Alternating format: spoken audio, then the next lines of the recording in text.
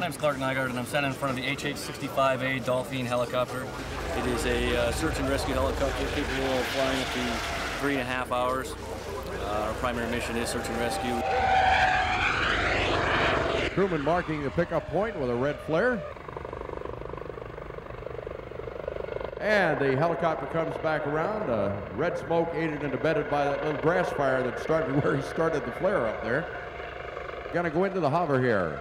You'll notice, by the way, that on this Dolphin helicopter, very unusual in that the tail rotor is fully enclosed, and that's because they operate in some very confined areas, and that's an extremely dangerous thing to have a tail rotor flipping around back there. So this particular helicopter is built with the tail rotor enclosed.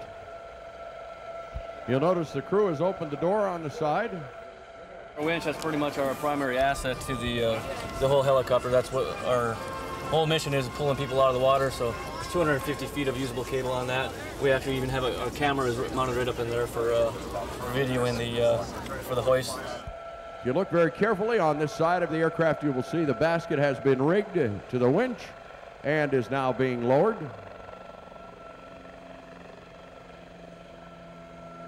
The fire truck is not part of the demonstration, but in fact is coming out to put out the grass fire before it gets out of control. Here comes the basket down. It is on the ground. Normally, of course, this would probably be over the water. So the reason they use a basket, so it doesn't load up with water. He climbs in, sits down, gives the thumbs up sign. The winch begins to take him up to the helicopter. Up he goes.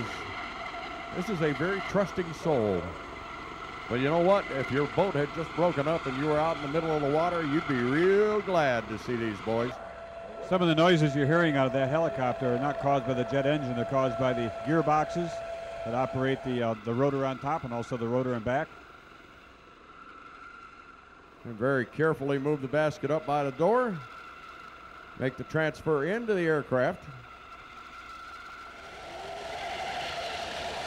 Nicely done, gentlemen.